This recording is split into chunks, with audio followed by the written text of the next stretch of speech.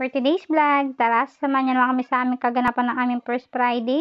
At dahil okay na nga si Sayong, kaya naman sumama na nga kami para mapagsimba na nga din kami. Papasok muna ipamangkin ko ng 2 hours, tapos diretso na nga kami sa simbahan ng Pulo. Natagalan nga akong hindi nakapag-upload at nagkasakit nga si Sayon at ang papa ni Sayon. At sa mga oras nga na to, ay nandito na nga kami sa school at binasok na nga din yung pamangkin ko sa loob. At haya, nagukulit na nga ang Sayon, nag-aaya na nga ulit itong mamasyal sa palengke. Nakakamiss naman din ang kakulitan ng batang to. Pag may sakit kasi siya, ay sobrang lambing niya at nakaduyan nga lang kami maghapon. At sa mga oras nga na to, ay kumain muna kami at nag-aaya na ipamangkin kong kakain daw muna kami bago daw siya magpagupit. Sumama nga pala siya sa amin para daw habang naghihintay kami ng 2 hours ay magpapagupit daw siya ng buhok. At pamaya-maya lang nandito na nga din kami sa parlor at nakasalang na nga ipamangkin ko para gupitan. At ang Sayo mukhang mabait sa mga oras na yan at meron na naman niya siyang pinagkakabalang laruan. Habang kumakain niya kami, panitingin niya sa paligid. Yun naman pala ay meron nakikitang laruan, kaya naman napabili ito agad sa kanyang ama. At ito nga yung pamangkin ko, ginugupitan na nga pala siya. Magpapatrim lang naman siya ng buhok at magpapalagay daw siya ng bangs. Sana all naman maganda ang buhok, konting trim at bangs lang ay okay na.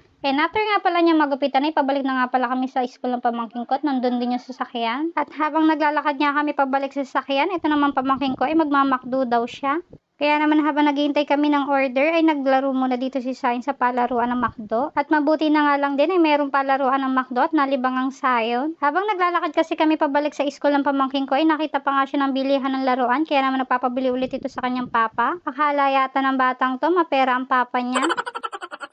At sa pagbalik nga namin ng sasakyan, pauwi na nga din yung pamangkin ko. Kaya naman diretso na nga kami sa simbahan ng Pulo.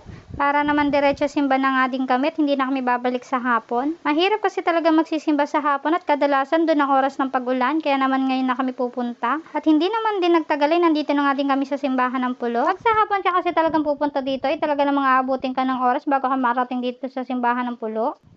At dito na nga kami pumwesto sa taas para dito na nga din kami makapagdasal. Tinuturuan niya namin si Sayon dyan na mag-pray at mag-thank you kay Papa Jesus dahil gumaling na nga siya. Nakakatuwa nga si Sayon kada may makikita siyang simbahan ay palagi niya sinasabi sa akin, Mama, Papa Jesus. At hayan, sa mga oras nga na yun, nagpapapicture nga siya sa akin. At thank you Lord sa paggabay po sa amin at gumaling na nga din po yung anak ko.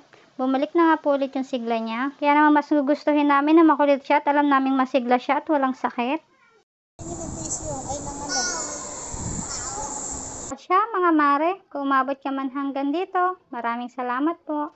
At kung hindi ka pa nakapollow sa akin, papollow naman po. Thank you po kagad and God bless.